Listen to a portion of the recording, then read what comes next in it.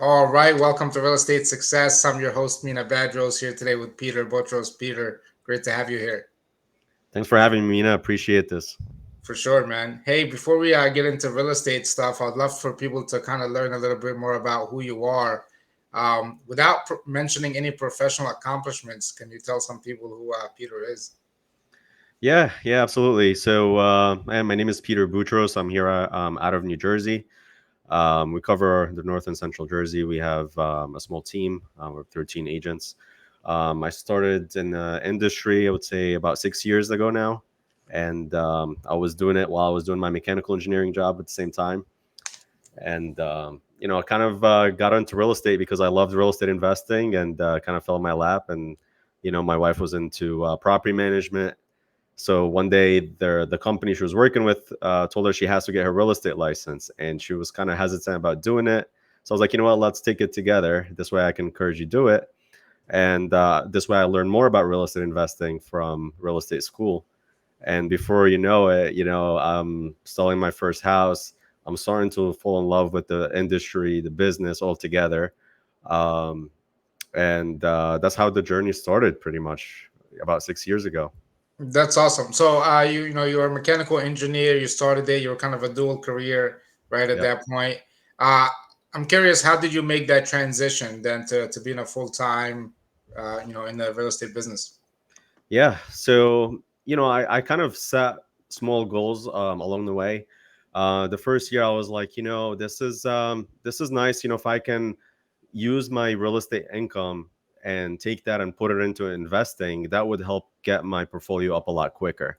Then after a few deals, I'm like, you know what, I kind of like this type of business. I like helping people find real estate, helping with their real estate needs.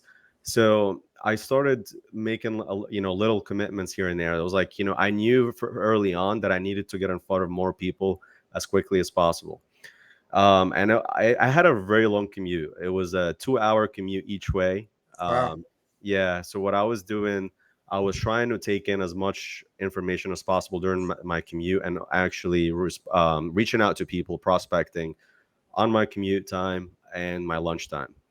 And first year, I think I closed about 8 deals, and then it started, increasing little by little. Then 18, and I was like, you know what, I really wanted it to replace my income in mechanical engineering, and I knew I had to keep going in order for me to leave that job and be comfortable enough to support my family. So I got into mentorship and coaching, I would say, after my 2.5 years. And I knew, I was like, you know what? The best performing athletes in this world have some sort of coach or a mentor. They're not doing it on their own. So I ended up hiring a coach right there and then, and we developed a plan. This way we can, make enough income for me to leave my other 9 to 5. That's very cool, man. So what did you begin doing then, right? You were already a few years in the real estate business, but then you made a plan. What were some of the key things you did that really helped you make that transition? Yeah, so the biggest thing that helped me was having a specific schedule, and treating it like a regular job, right? It kind of hit me in a way when I was like, you can't just periodically spend 2, 3 hours a week in real estate and expect it to have a six-figure salary, right? Mm. Right. You have to put in at least, I would say, 40 hours, 30, 40 hours a week into it. And those hours were not just showing appointments or listing appointments, though actually half of those hours had to be on prospecting. So we put together a schedule where I didn't need to be in New Jersey. Like, for example, during my prospecting time, during my lunchtime, this way I can try to get in front of as many people as possible by reaching out to them via phone, text messages, and whatnot. And what I also was doing was, networking with other businesses locally. I was going around with a video camera to my local businesses, gyms, ice cream shops, pizza shops, and I was telling them, hey, I would love to do an interview with you and kind of help you promote your business, and using that as an avenue to actually network with people. So that's how it started, man. Just I was very consistent with it. I I really wanted it to work. I was putting a lot of hours into it until it started working out better and better every time. That's awesome. Uh, excuse me. I'd love to know a little bit more about the schedule. And, what I see is a lot of Asians come into the business, right? They're kind of looking for that first deal. They get that first deal, then they start getting busy, right? They get more deals. They're spending a lot of time out on the field. And, they're working in their business, right? Not so much on their business and maybe not prospecting, not really having a consistent schedule, just kind of adhering to whatever's on the table, whatever needs to get done, right? How do you kind of work around that and better structure yourself so that you're not just reactive and you're much more focused and kind of building for the long haul? Yeah, so one of the things I learned early on is you cannot negotiate with your prospecting time. The one of my early mentors told me, your prospecting time is your money making activity.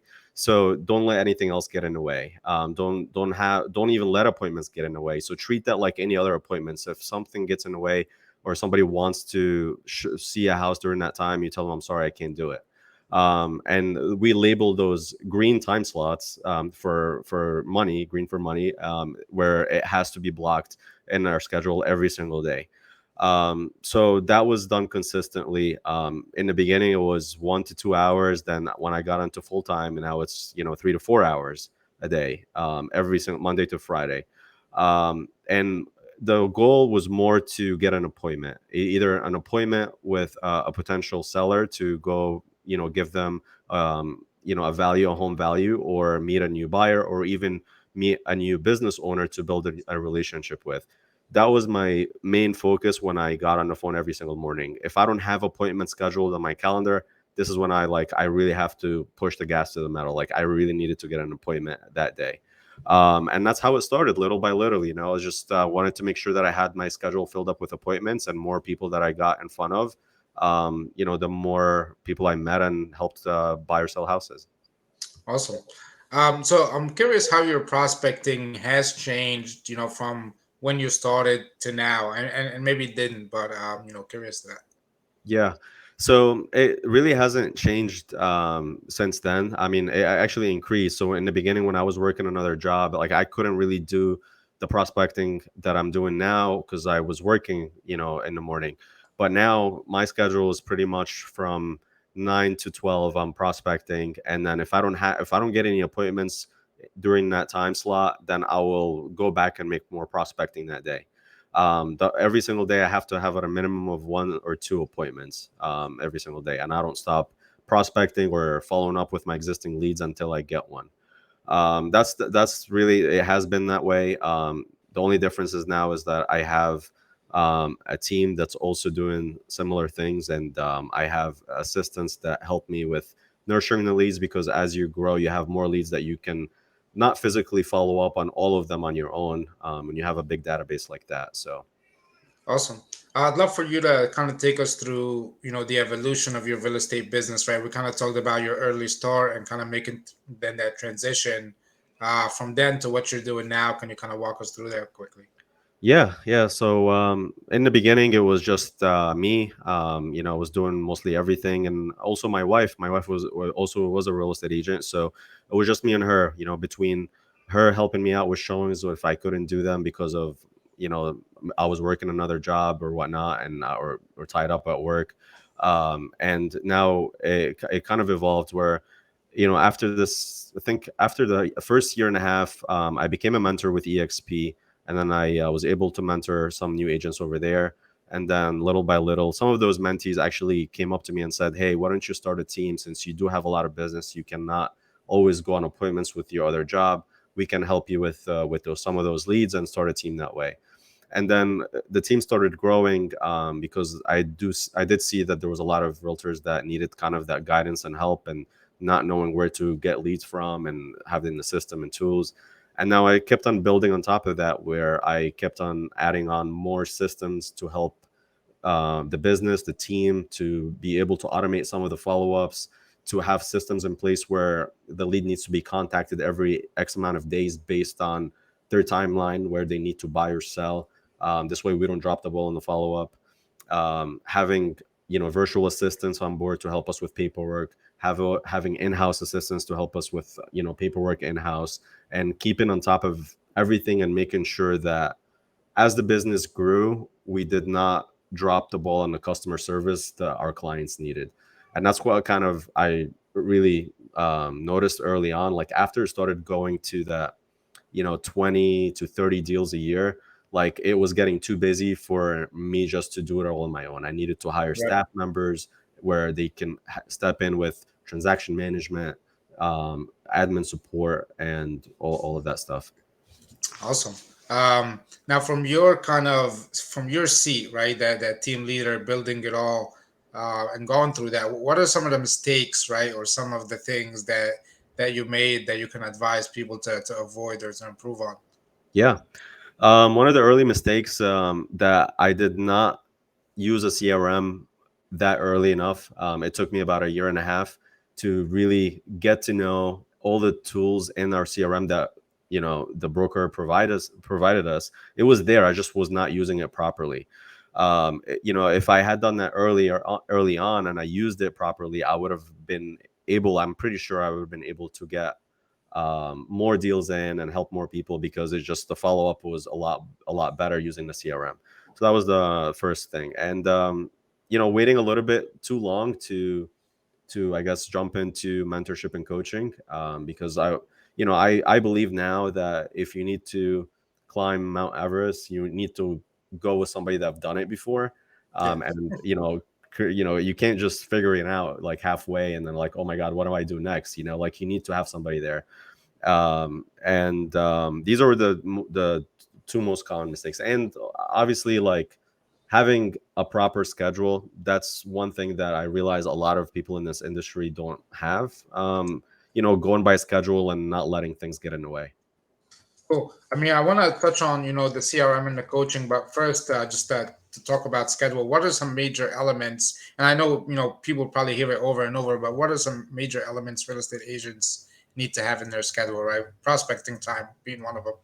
Yeah, so prospecting time is obviously one of them. They need to have obviously their and family time in there, whatever leisure time that they need to have. Um, they need to have obviously appointments with kids, doctors, whatever. All of that needs to be in there. They need to have a block time for potential appointments, so like they know like if they're gonna get appointments, like okay, let's say maybe 5 to 7. This is where most people want to see houses after work. You have that blocked in case something comes up. And also having maybe an hour to an hour and a half for admin work for those that don't have admin. I mean, you still need to respond to emails and text messages regardless. And you should have a time in your schedule to do that. You shouldn't be checking your text messages and email every single minute of the day, because that's just gonna be not productive. If you batch those tasks together in a period of an hour to an hour and a half, let's say twice or three times a day, it gets done a lot better. So prospecting, appointments, admin work, obviously family time, vacation time. If you're going to be planning out your vacation, you should do it early on and know when that is. And again, like anything that needs to be planned, like you shouldn't have like just white space in your schedule, especially early on. Even if it's educational time, if you're going to be listening to learning about a new book, let's say reading a new book, or like watching YouTube videos about a new skill that you want to learn about, let's say short sales or foreclosures, put that in your schedule. Like let's say 1 hour a day, I'm going to learn about foreclosures, I'm going to watch 1 hour of foreclosure videos, for example. It shouldn't be taking all of your day to learn or watch videos about real estate. Right, right. About the mentoring and the coaching, there's a lot of services out there in the real estate industry. There's a lot of so-called coaches, right? I mean, some great, some not so much. How did you go about kind of finding the right fit for you? Yeah, so I was with a different coaching company. It was great, and then eventually it kind of scaled a little bit. Then I found that I needed something that can help me, where I needed to build a team. So I went to a different coaching company now that I'm with. So I guess the best scenario, like the best advice that I can give somebody is interview a few coaches first before you make a move, and see where you are in your business right now, and what you need help with the most. One of the big things that, I guess the coaching company that I'm with is really good at is that they line you up with a coach that's doing better than you, and every 6 months to a year, like they actually advise that you switch coaches within the coaching community that they have. Because sometimes you're gonna learn too much from that one coach that you were like you got everything that you need, and then let's say you need somebody that helps you focus a little bit more on prospecting, or a little bit more on getting sellers, or a little bit more on getting your social media presence or online presence or SEO presence on. So depending on where you're at in your career, or in the real estate career, you may want to change or get a coach that knows more about that specific thing that you need to get your business in. You can't really scale everything really high at once. I think you need to have specific focuses on specific areas that you want to get really good results on, and then find somebody that can do it really well, and then go find them, and they will help you with it. Awesome. Now, kind of talking about that, trying to like pick a focus, right? Agents come into business, and there's many ways to get business, right? You can go after FISBOs, expireds. You mentioned foreclosure, short sales. If someone was coming into business now and kind of trying to narrow down what they need to focus on or what's working right now, what would you advise them to do? Yeah. So if somebody's starting out, the first thing I would tell them to do is go with best return on investment type of leads, where they're not costing them a lot of money in the beginning, because there's a lot of lead sources out there that will cost anywhere from, I would say, like $10 a lead all the way to $1,000 a lead, right? For a new agent to pay something that crazy is not going to work out, obviously, especially if they don't know how to convert them. So I would advise them, first of all, to start off with their own sphere, right? Friends and family members, reach out to all of them, making sure that they know that they're in the business. Take them out to either coffee or lunch. Take the most important people in your list out to coffee or lunch once a week till you find out, if they can help you, or like to see if like they need any help with real estate. And then the next thing I would say, contacting for sell by owners and expires. Those are also very easy to acquire, and not very costly to acquire too. So I would reach out to those and learn the scripts really well. And then once you have, like, I would say steadily like 20 plus closings a year, then you can start looking into other lead sources, maybe buying leads online or expires like that. um, Something that we always teach is, never add more than one lead source per quarter, because you want to make sure that you maximize the systems and follow-ups for each lead and know how to convert them really well, instead of adding, let's say, 5 different lead sources all at once, and you didn't really get the time to see how it works. And sometimes lead sources won't work, like they work in some markets, but in your market won't work really well. Right. So you got to give it you got to give it a try, I would say, for a good 2-3 months before you can say, okay, this is working or not working. Awesome. Um, if you had to narrow down to one thing that had the biggest impact in your real estate business, what would you say that one thing is? The one thing, I would say really, it was mindset. And I had a mistake during COVID, where I was watching too much news, and it Mhm. was just kind of on in the background, and without me knowing, it kind of like put my mindset like in a whole different level. And I was like, for a good month or two, I was like, oh, this sucks, and I didn't want to really be in the business. And then I kind of realized, like, it was a lot of stuff that I was inputting in my head that got me there. And then that was a good lesson for me to kind of know that, hey, if you really want to go somewhere and achieve success, you want to make sure that obviously you're inputting good information, you're taking in good information daily, and then kind of shutting off the news. Anything that has to do with negative news or negative information is gonna affect you negatively. One really big thing right now that's going around, and I'm sure you've heard of it, that a lot of realtors are leaving the business. They're saying like 60,000 people left the business, Yeah. right, this year so far. And to some people that's alarming, but to me, I'm like, you know, this is when things get a little bit harder. And actually, Alex Hermosi said this the other day. I listened to him. He's great.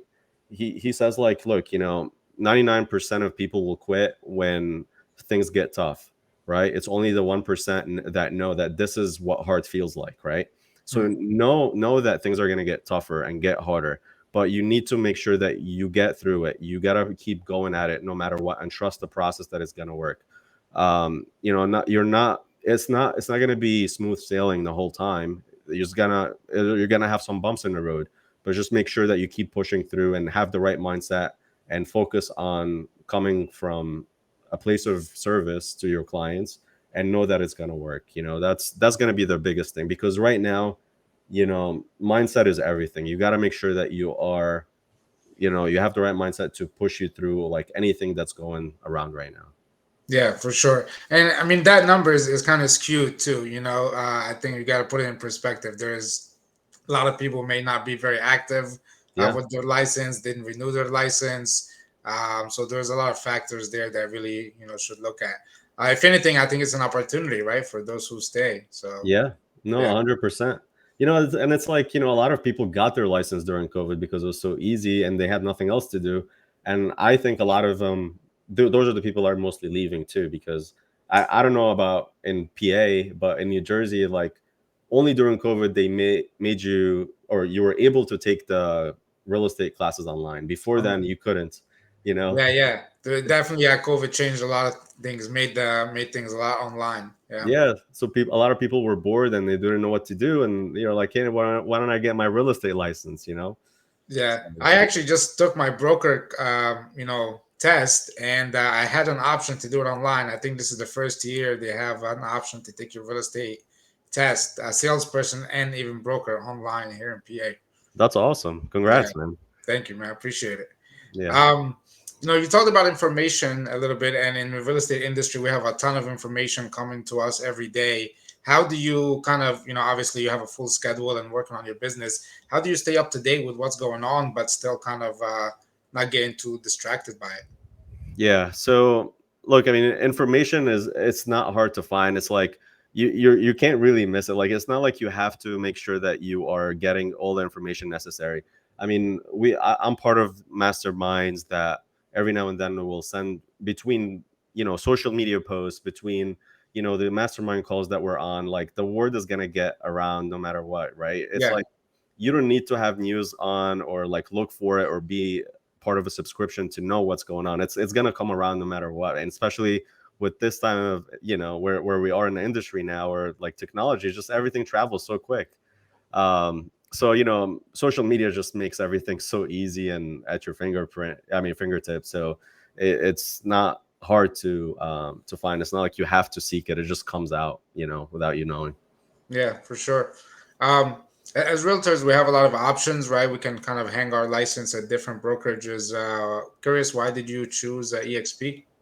Yeah, so it's actually crazy. When I started with EXP, we were only 200 or 250 agents in New Jersey, and now we're 3,000 in New Jersey. Wow. Yeah, so I chose EXP because I noticed the way that they were doing business, and it was before any other online brokerage was out there. They were definitely utilizing technology, and I was very big in tech and technology altogether. And I saw this, I was like, this is something that if I get early on with, I can definitely be part of those are going to be winning big, which I saw it early on. I mean, it wasn't early enough because EXP has been around since, I don't know, I think like 2010, something like that, or 2000, 2009, I think. Yeah. 2009. Yeah. So, they've been around, but like just only the last, I would say 5 years or so, like they started just explosive growth. Right. But yeah, between the stock awards that you get, between the technology they have, between how they are so agent focused and they're not all about franchises and offices and all of that. Because I was with an office franchise before, and it was like you pay for without knowing, you are paying for the office fees and the franchise fees and all of that, but nobody really went to the office when I was there. And I'm like, Right. what's the point? Why would I even pay for something like that if nobody's going altogether? So EXP just made it to me, where especially where I was in the in my career, was a lot more, it made more sense. I was on the road a lot. I was able to listen into some of the meetings they had. I didn't need to be in an office. I need to be in an office to attend the training, so I could do it anywhere. But it just, to me, it was like the more up to date brokerage that I saw was a good fit, and now I'm just reaping more rewards out of it because I was, one of the early adopters from that, between the stocks and revenue share and all of that. Awesome. I love it. What's next for you? So next for me is to, goal is to continue to grow the team. I as my team grows, I definitely want to focus more on mentorship and growing my team and training them the right way and giving back to the real estate community in general, between coaching and growing a team, and eventually down the road, just branch off to other cities, like, a little bit further west where we are in New Jersey, because we're so focused on North and Central Jersey. um, but yeah, eventually, like, I would like to get out of production and just focus on managing the team or mentoring the team. Awesome. I love it, man. Best wishes with that. Thank you. Um, So yeah, I mean, thank you so much for kind of sharing so many great things with us today. I want to ask you a few rapid fire questions Sure. as we wrap things up here. If you were starting in the real estate business today, right, current technology, current economy, everything, what would you focus on? The biggest thing I would focus on right now is developing relationships with other people that are in the industry, or real estate agents. Find a good mentor that will take you on and help you. Make sure that they know the systems really well, the technology really well, that are up to date in the industry. Make sure that somebody that has a track record that actually close the amount of deals that you want in the areas that you want. And make sure that you have systems in place, you have a CRM, you have tools at your fingertip that you can easily use to help you succeed. That's what I would say. That's the most important thing. And I'm not going to say again, I mean, obviously mentorship is the biggest thing that I think anybody should look for. Awesome. How about seasoned agents who are maybe looking to grow or start a team? For seasoned agents that are growing, or looking to start a team, I would say, you kind of first, you got to see where your business is at right now. Like, how many transactions are you doing? Do you have enough volume to be able to give to a team? Are you generating enough business that you can share with a team? Because that's essentially what you're doing. And there's a lot of misconception, with people that are growing teams. They feel like the team leader is actually making more money, but in the beginning, actually, it's the opposite, because your business actually kind of dips, because you have a lot more overhead. You have to pay for more leads, you have to pay for staff and all of that, and you got to make sure that you're still in production at the same time. So you're dividing your time and your schedule into so many different ways to make sure that you're coaching and training your team members. You have enough income to produce and to support your family, and also pay all the fees associated with running a team. Right. So before you do any of that, make sure that you have a solid income that you can live off. And I would say, you want to look at, okay, can you go out with like 6 months without getting a profit? Like, if you need to break even, are you able to sustain that for at least 6 months? Because, and it could be even longer, because, if you do start a team right now, it might take a while before an agent actually closes their first deal, right? Or Right. those agents. So make sure that you have your financials figured out, you have your P&Ls figured out, and have projections, right? So if you're going to be investing into systems and lead sources, you should project, okay, if 6 months I'm going to pay for this lead source, that's going to cost me, let's say, $1,000 a month, so that's 6,000.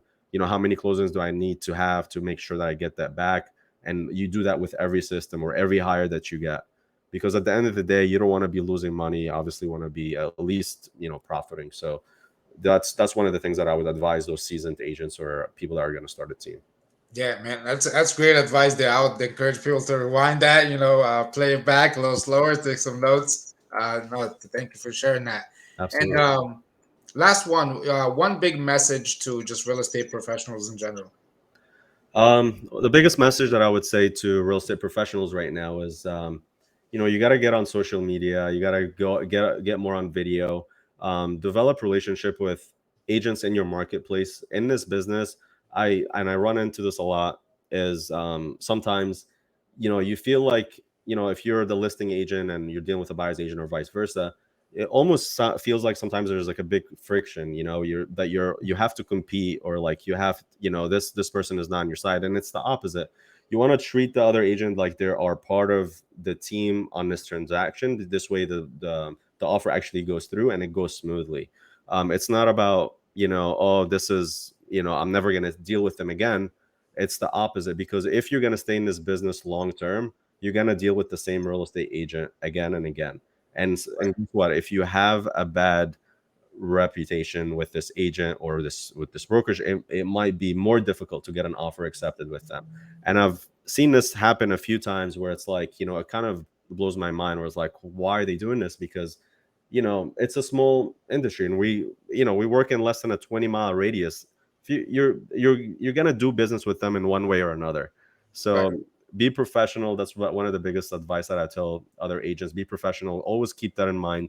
You never know when you're going to deal with that person again. And even if this person, let's say, did a really good job, I ask him, like, if you're a new agent and like you're worked across the deal, across the table from another agent, take him out to coffee and ask him, like, you know, I would like to get your input on some things, like how did you learn what you're doing and all of that.